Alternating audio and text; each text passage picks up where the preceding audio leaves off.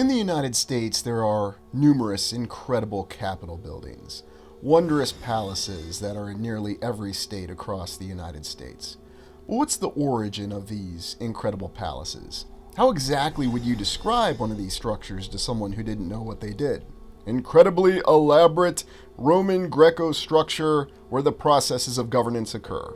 And that might be the simple way to describe these palaces, and yet you can see that most of these structures, predominantly constructed in the 1800s or the early 1900s, are vastly more appealing than our current architecture.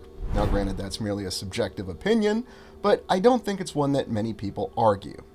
We're going to explore the account of some of these incredible structures, and yes, there is still a mystery behind many of them. Join me as we try to solve the mystery behind the state capitals.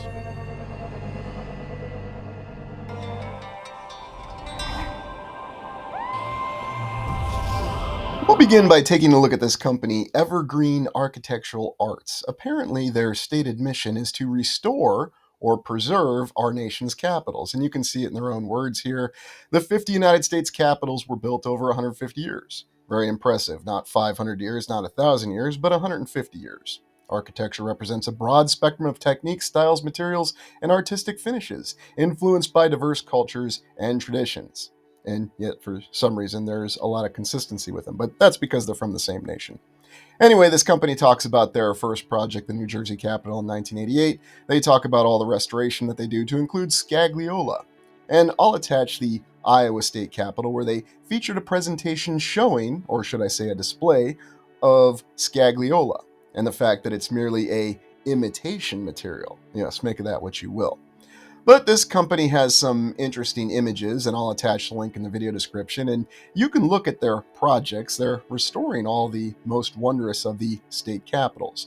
And they have some facts here that they highlight. 10 states refer to their government seats as state houses, or legislative hall instead of capitol.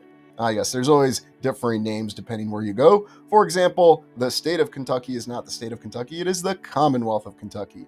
And in the state of Louisiana, you don't have counties, you have parishes. The oldest capitol is the Maryland State House, built in 1797. Again, official historical account here. Florida's capitol is the youngest. 11 state capitals don't have a dome. How exactly do they facilitate democracy without a dome? Oh, well, it's a constitutional republic. Yes, words have meaning. Louisiana has the tallest capitol, 450 feet. And yes, we will be returning to Louisiana to explore that in due time. New York built the most expensive capitol, originally $25 million in 1899. We're going to take a close look at that New York Capitol. They must have a very spectacular one, especially if they spent the most money, right? Because you can do anything with money, especially more money. Alaska has the largest number of state employees, 245. Indiana has the smallest, 46.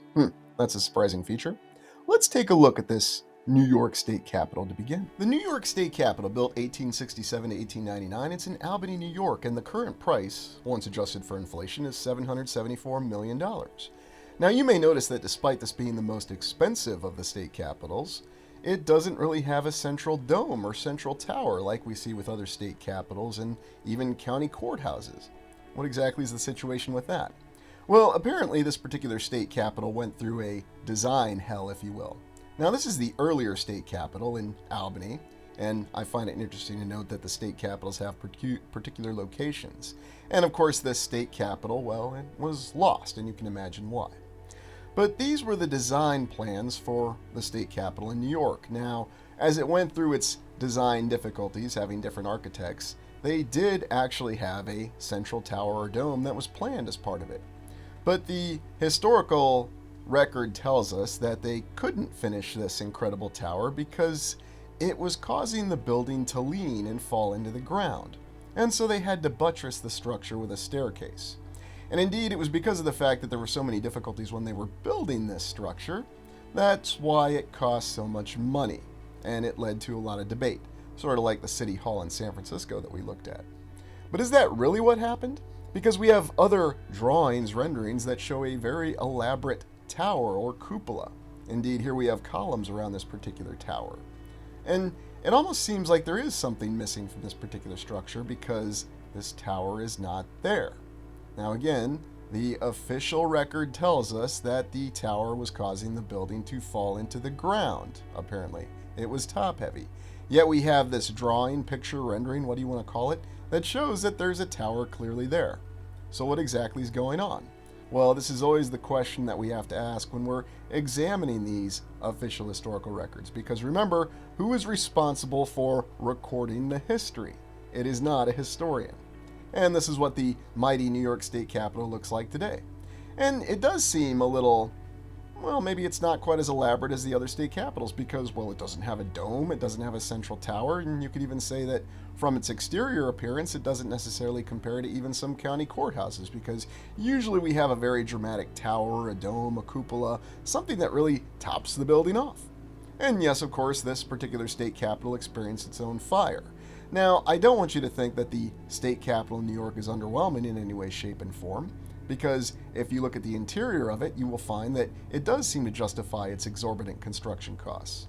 And here's how it looks in this older image, this very interesting older image of Albany.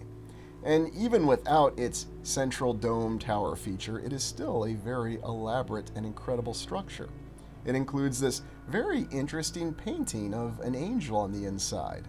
A mosaic, a painting, a rendering, and it's not exactly what I'd expect to see with the angel that's depicted in the United States in the 1800s. An angel that appears to be wielding a lightsaber? What exactly is going on with that? Or laser sword, as George Lucas likes to call it. This was the work of William Morris Hunt, one of these great artists that we had that was running all over the place in the 1800s. I don't know, perhaps he was the one who actually invented the lightsaber or laser sword.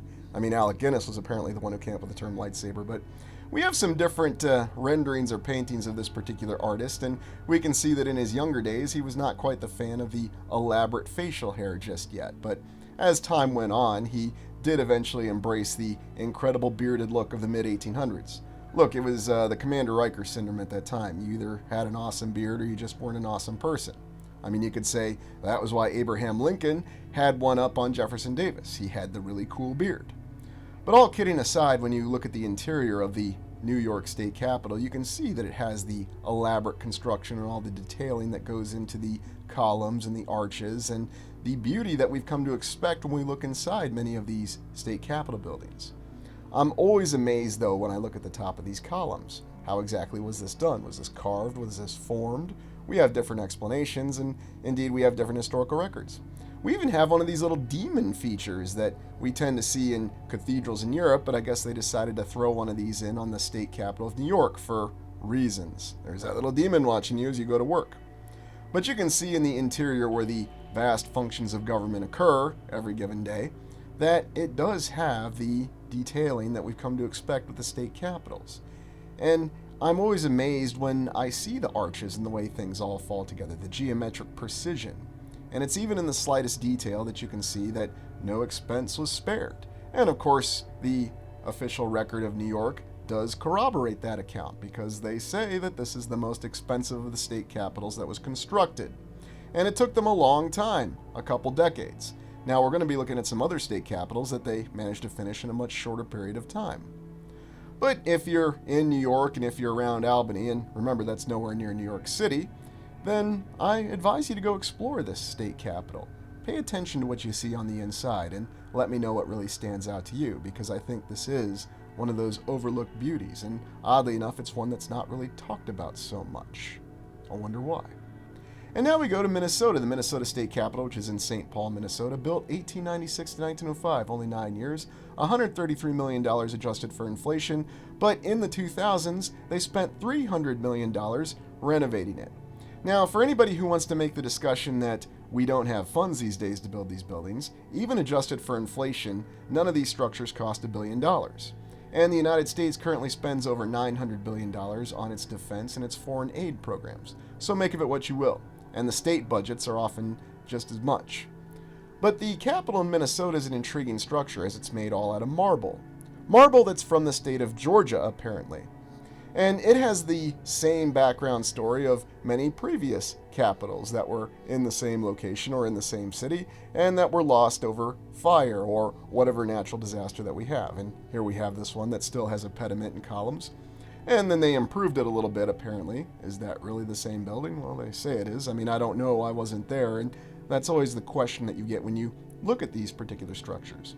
And the history of Minnesota is quite intriguing in and of itself because of the fact that it began as a state right before the United States Civil War. And this was the subsequent Capitol building, and we've explored this before when we did the St. Paul exploration. And you'll never guess what happened to this particular Capitol building, and what usually happens to them when they have to replace it. Now, looking at the current one that was built in 9 short years, we see very elaborate interior detailing behind it. And it's not just within the structure itself, it's also within the decorative elements of it. Now, it's impressive that they managed to complete this in under 10 years. That's what the record says, that they managed to build this very impressive Capitol building, all out of marble that was brought in from the state of Georgia, which, by the way, is not next door to Minnesota. And they completed this very impressive structure. An entire state capitol that's made out of marble. And oddly enough, seems to feature something that looks like it's from a triumph in Rome on the front of it. We'll look at that particular display here, and how interesting. We always have horses, and we always have someone who looks like they're paying tribute to the glory of Rome in Minnesota. Very odd. But the interior, once again, you see stellar beauty, and something that was pulled off in under 10 years. Now, were these structures carved? Were they formed? Were they brought in through some other means? Every entryway you see the same thing. Incredible polished marble granite, or are we to believe it's scagliole? I don't know. And then on top of it, you still have the elaborate paintings, which feature angels and deities. And here we have this very interesting structure, the sculpture, the statue, whatever you want to call it, that doesn't look like it has really much to do with what I think of the history of Minnesota. Maybe if it's a commemoration to Caesar, perhaps that would make more sense. But hey, what do we have here? Oh, look, it's St. Paul's Cathedral, right down the road from the Minnesota State Capitol, and mistaken by many for the actual Minnesota State Capitol. Now, when the second Capitol was abandoned and they built the new one, we have this image of these battle flags from the United States Civil War being moved. Yes, Minnesota was a brand new state, but they did contribute regiments that fought for the Union cause, or the North, in the United States Civil War. What exactly is going on with these flags anyway? Are they simply in a state to be cared for? Why do they look so dilapidated? Ah, yes, the center portion of the Capitol, the very bottom of the cupola or the dome. What an impressive star figure. Where have we seen that before? There's something rather familiar about it. I'm not sure where I've seen it before. But regardless, it does seem to come up a lot, and perhaps it has some sort of significance. And we'll be informed that it's the North Star, Minnesota. Here's looking up into the dome, and you can see another elaborate design, something that almost transcends your current reality to some other dimension completely. Very well decorated, and I suggest that whenever you go into any state capitol, or really any building that has a dome, that you can still look up into that dome. Do that, experience that, and let me know what your feelings are. Now, we do have an architect, Cass Gilbert. This was the genius architect who's responsible for the Minnesota State Capitol and many other structures, including the impressive Woolworth Building in Manhattan. This guy got around. And he's also responsible for the state capitol in Arkansas and West Virginia. We'll take a look at his works here in a moment. So 3 state capitals under his belt. Kind of bears a striking resemblance to that Cobblepot guy from Batman Returns, or the late Paul Rubens. I'm sure that's just a coincidence. Very intense look on this particular individual. And here we have him conducting his architect thing, personally supervising the construction of the Capitol, because that's what architects do. Very intriguing that we have this construction image. We're to interpret it as a construction image of the Capitol Dome for the Minnesota State Capitol. These images are always intriguing to me for so many reasons, because why exactly did we not do a better job of documenting? Here is Alexander Ramsey. He was the first territorial governor of Minnesota, and he was involved in the cornerstone laying ceremony for the Minnesota State Capitol. And, we don't call facial hair like his sea rams. They're called sideburns, after General Burnside's. And here is the Capitol Commission. We always have one of these impressive Capitol Commissions, a group of individuals that are set up to complete, plan the building of a state capitol. And they always do a very good job. What is going on with this particular photo, though? Is this some sort of strange phantom background going on, or is it something they stood in front of? Ah, the cornerstone laying ceremony. That's what this image is attributed to. And you can see that it's your classic cornerstone laying image. You have lots of rubble and debris, a group of people who could really be doing anything, and yet they're celebrating the start of construction. This is somewhat well documented, although, like I said, the process of planning a state capitol and completing it in under 10 years is very impressive. So one would think that if any organization, especially a state government, was going to embark on such an expensive endeavor, that they would take the effort to properly document it. And what do I mean by properly documenting it? Having fixed perspective photos that are chronologically labeled.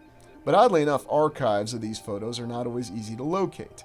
And indeed, you actually have to find the architectural companies or their descendants who still have these photos. Yes, it's rather odd that they tend to elude state archives. Now, that's not always the case, but you would think it would just be easier to verify that these constructions occurred. Now, I'm not going to say anything about what you see with the detailing of these photos. These photos should be enough to convince you that, yes, this wondrous structure was built in St. Paul, Minnesota. Now, it is winter right now in St. Paul, Minnesota, and anybody who lives in and around there probably is well aware of the difficulty of winter. But of course, they still managed to dig out the foundation and erect this very impressive state capitol, bringing in the marble from the state of Georgia, no less. So never mind any logistical challenges, they could easily overcome them. And these photos of these perspectives of the land should convince you that's exactly what happened.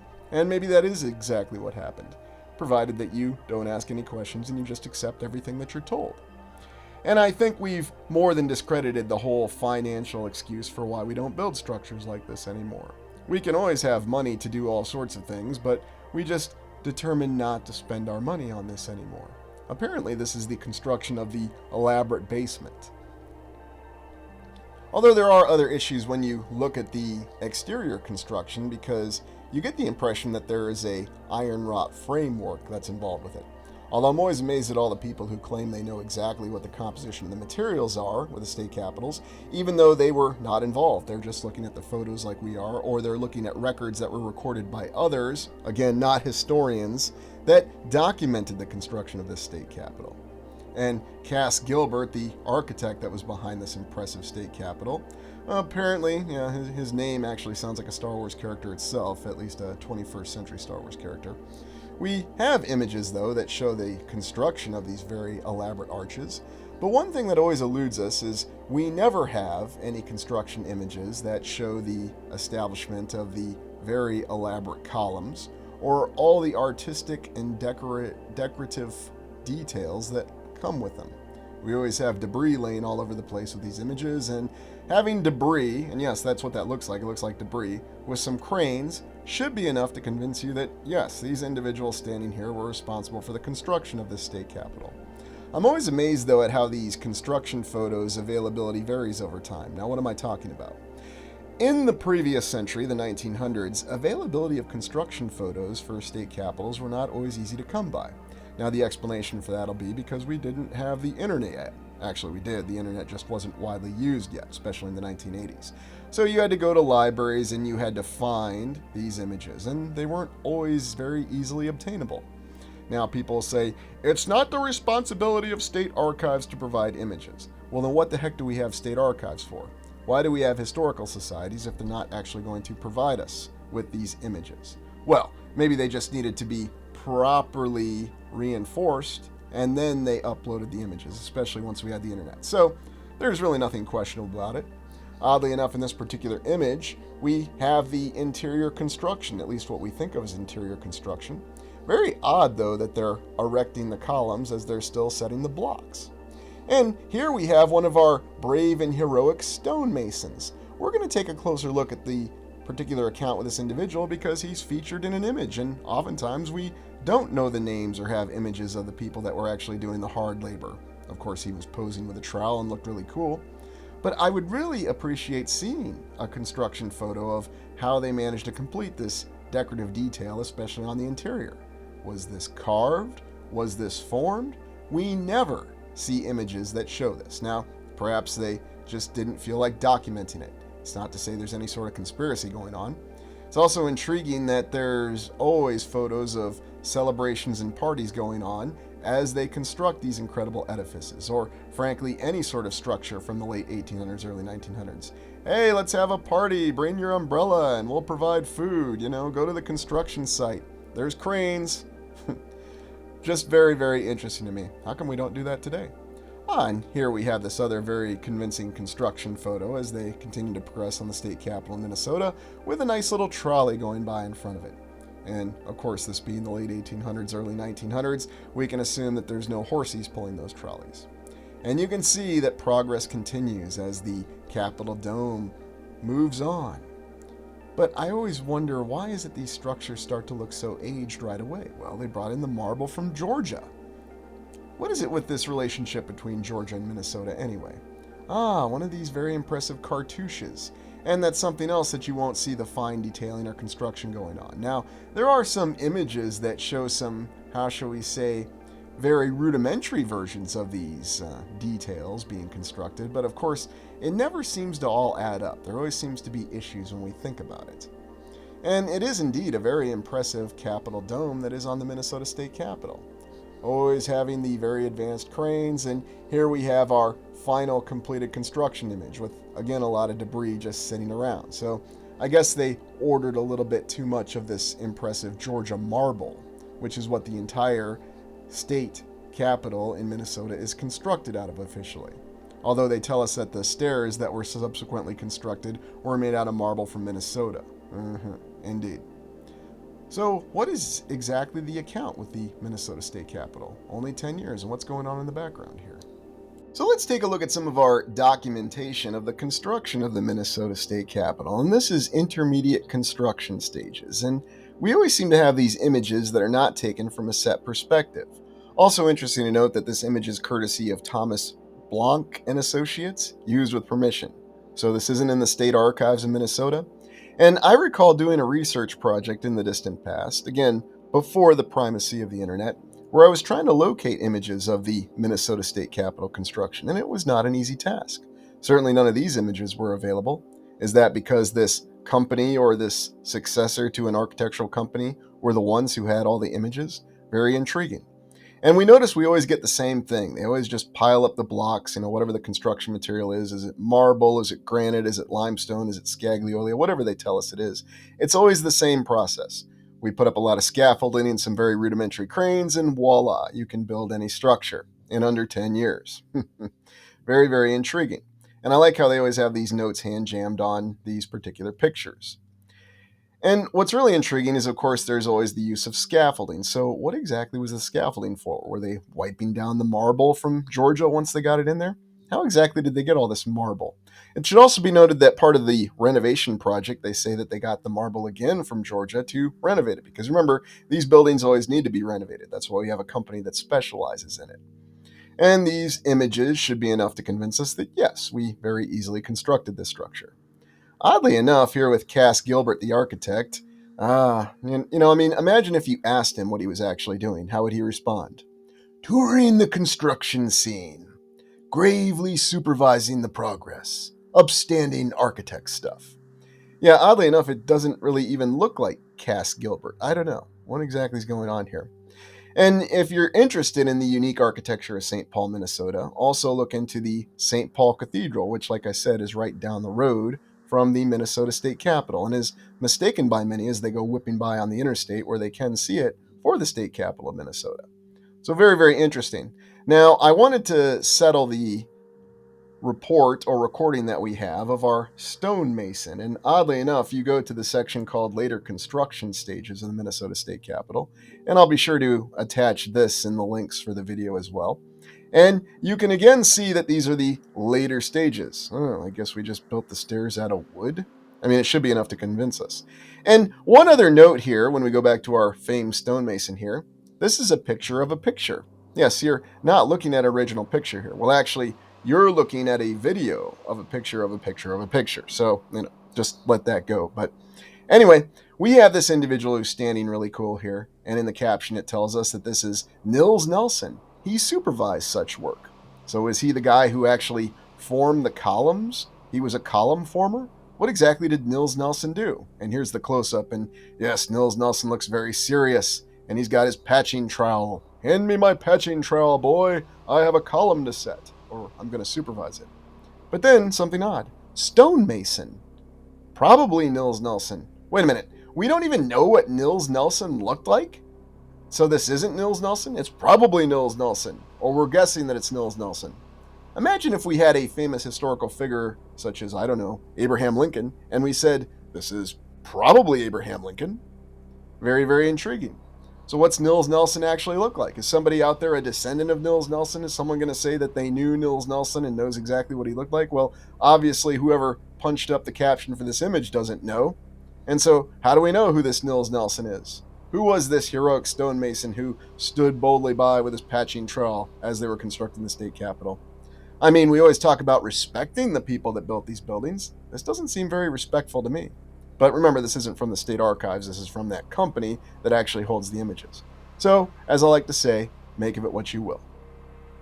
So let's go to West Virginia and look at the state capitol in Charleston, West Virginia, constructed 1924 to 1932. And this is yet another architectural project of Cass Gilbert, the 21st century named Star Wars character.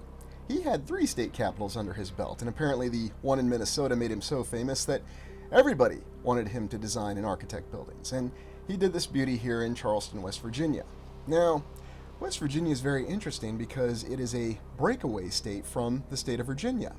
During the United States Civil War, West Virginia was recognized as another state that was admitted into the Union. And during the Civil War, it was stated to be a very critical border state, as it was known. And they actually started off by having a school pictured here as their original state capital. And I suppose we could understand this, and this does actually fit the record, and it's not very questionable because, yes, in that contingency situation, you're going to use a school.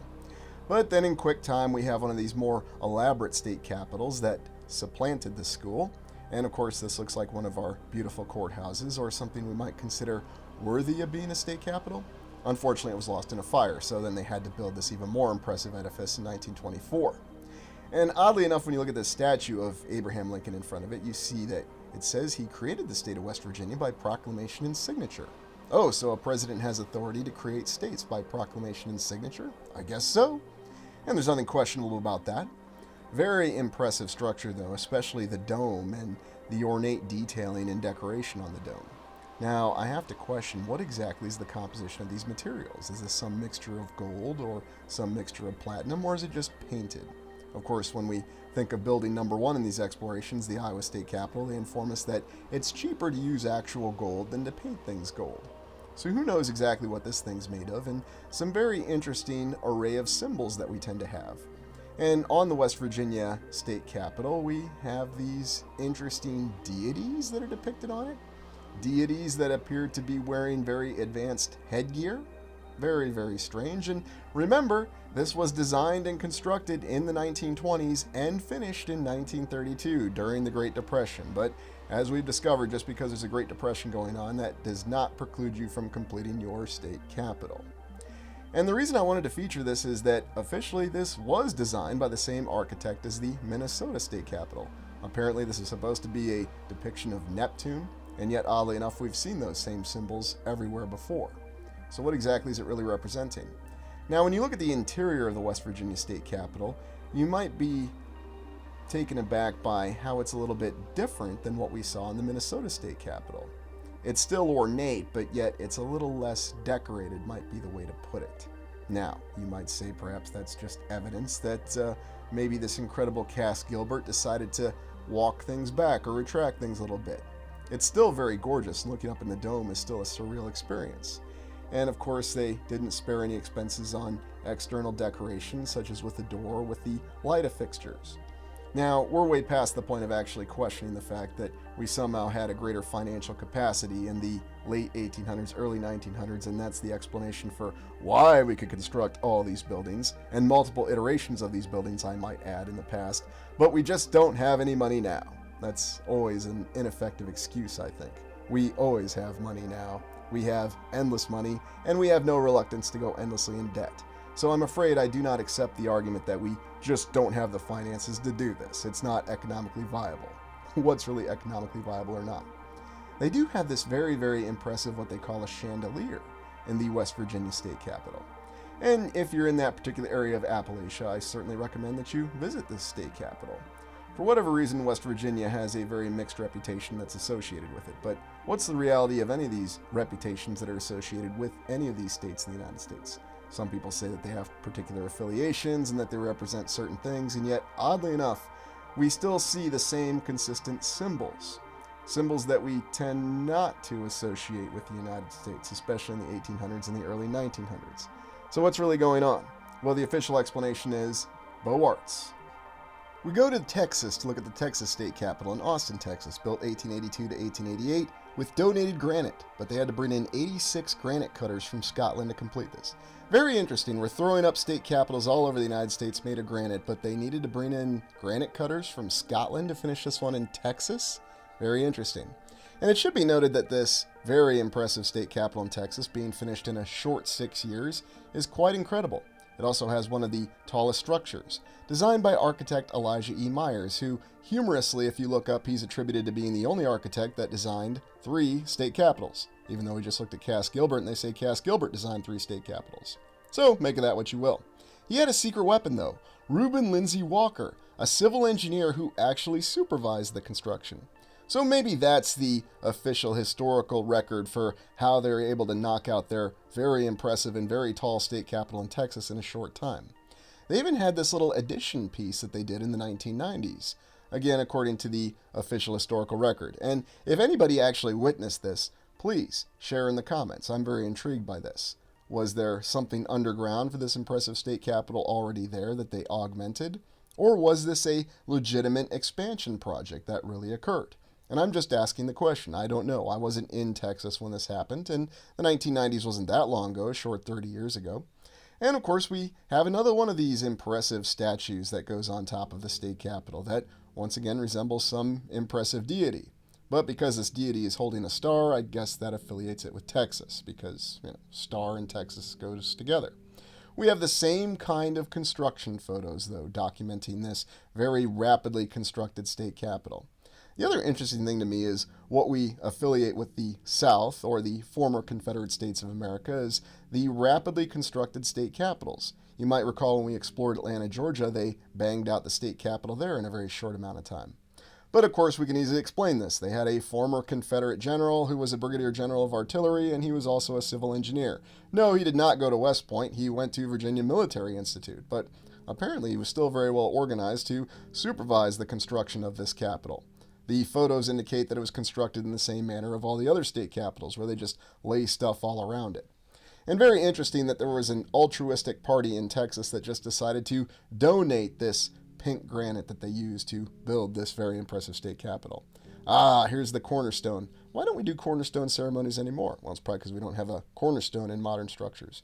And you can see that with the date that's stamped on it, that should alleviate all your questions that yes, we really did do this structure, and there's no point in questioning it. We even put the seal of the state of Texas on the side of it. There's an interesting story about having to replace the cornerstone in the Iowa state capitol. Yes, that shoddy structure in 1871, they had to replace the cornerstone. But how exactly do you replace a cornerstone? One would think it's a load-bearing structure. In this other portion of the Texas state capitol, though, we do have the emblems of all the national and state affiliations that Texas has been involved with in the past. Texas was originally part of Mexico, then it was part of the United States, it was the Lone Star State, during the Civil War as part of the Confederate States of America, and then brought back into the United States. It is rather intriguing, though, when you look at these, I don't know, you might call these seals or coats of arms, that they seem to be very different from the rest of the building. It's just an interesting little detail. I'm not suggesting anything by it, merely pointing it out. You also have in the capitals in the South the same sorts of monuments that you do in the capitals of the North. Now, what we understand is that after the United States Civil War, this epic destructive conflict, there was this organization called the Grand Army of the Republic, and they facilitated all the monuments in the North. Well, in the South, you had their own organizations, the Daughters of the Confederacy, for example, to ensure that there were monuments. And the little monument you see right here is actually from the stand at the Alamo, I do believe. But the interior of this capitol is stellar and stunning and just utterly incredible, and you could see that this would be a great filming location for science fiction movies such as Star Wars. There's even a more recent series that I recall viewing called The Sun, which has Pierce Brosnan playing the main character as being one of the quote-unquote first sons of Texas. Of course, I didn't particularly care for the way the plot ended, but they do feature some wonderful interior footage of the Texas State Capitol. And we have the very intriguing images that really cause you to question how long that Capitol's actually been there. Well, officially, it's been there since the 1890s, and there's no reason to question that. Although I'm always intrigued by some of the details that you tend to see in these images. The very impressive portal windows here mixed with the columns. And once again, unfortunately, there is never a single construction photo available of a column actually being constructed. Now, that's not to say we should question it. Maybe it's just boring to watch. Here we have this land office building that's apparently on the same grounds, and I just included this because you would think that this would be a very rudimentary and simplistic structure. Maybe, dare I say, even a wood structure, but oh no, it appears to be made out of the same block, granite, limestone, and has the castle look to it. The dome is very impressive on the inside of the Texas State Capitol, almost as though the dome, again, has that science fiction appearance, something that's very futuristic. Perhaps if someone were actually going to film a legitimate successor to the original Blade Runner film, maybe they could film it here as well. And indeed, Texas has been featured in several science fiction films, such as the film Logan's Run. But I'm always amazed at the different levels here and the layout of the concentric geometric precision. When you look at the exterior, though, is this the original statue that went on top of the Texas State Capitol, or was this merely a mock-up? We're to believe that it's the actual statue, and they're going to haul it up there, and you notice that the dome and the cupola appears complete. Here's the second capital of Texas, of course, lost in another fire. I wonder if there's some sort of special insurance clause on any state capitol or government building that you have to pay extra premiums for fire protection. I don't know. We have all kinds of strange accounts of how these buildings are so susceptible to fire. Never mind what their actual construction material is, because apparently anything and everything can be destroyed by simple fire. And here you can see the monument, and then we have the grand Capitol in the background with the statue erected on the top of it. But oddly enough, despite the fact that this is Dedication Day, it's rather intriguing how old it already looks, even though it's just constructed. And here you can see in this modern image how it compares and contrasts with the current skyline in Austin, Texas. And I'm always reminded of the film Red Dawn, where the character asks Powers Booth character, what's the capital of Texas, to verify that he's an American, and he correctly says Austin. And of course the guerrilla fighter doesn't believe him, played by Leah Thompson, if memory serves, no less. I'm really amazed, though, by the fact that we have structures like this that have survived, and yet we were able to do structures like this in the past, but we don't do them currently. Because we don't have the money and we don't have the artisans and the craftsmen. Yes, that's the explanation we have. Oh look, an 1800s film effect in a modern photograph. Now let's conclude by looking at the Montana State Capitol in Helena, Montana, constructed 1896 to 1902, and then they added the wings in 1909 to 1912. And Helena and Montana are very interesting because you're really out in the open space of the plains, and you're close to the Rocky Mountains as well. Almost in the Rocky Mountains, practically. And oddly enough, they completed this structure, but there's some interesting things about this. So one, it's very isolated. You're really out in the middle of nowhere, and you can see this very impressive edifice that's just completely surrounded by open terrain. So it's a very dramatic image, especially when you consider the account of its construction. Now, officially, they had to contract an architectural company out of Council Bluffs, Iowa, which relocated to complete the structure. Now, of course, we have the same kind of construction photos where people are standing around with scaffolding and what looks to be a lot of debris. Maybe they just didn't have a civil engineer on this one. They had a whole architectural firm, but what's the difference between an architect and a civil engineer? I guess it just depends on what day you ask the question. Now, here's where things get very interesting. So, in this particular construction photo, we see that they have the iron wrought framework that we're informed they made these buildings out of. And the cupola, or the dome, is not complete yet at that particular time. But just because it's not complete doesn't mean, I guess, they couldn't put the statue on the top of it? That's very odd. Why would they put the statue on top of it already when they haven't finished cladding it? Is that really the way they constructed it? Did they build it and then they tore it down and then they put the statue on? What exactly is going on there? And how does that contrast with the earlier photo that we looked at? It looks like this portion's already complete, but the earlier photo wasn't. Of course, they tell us the earlier photo was one of the extension wings. I wonder if there's something more going on with this account of wings. I also appreciate this image where we have these horses, and we're to believe that all these impressive construction materials were brought out in a very remote area with just horsepower. Oh, we had a train! That explains everything. The train could bring everything. Well, you still have to load things on the train and you still have to offload the train. So many questionable accounts with these capitals, many questionable historical records. Now, maybe you accept this, and that's completely okay. But let me know what you think in the comments about these impressive state capitals. Thank you for joining me. Please like, comment, and subscribe.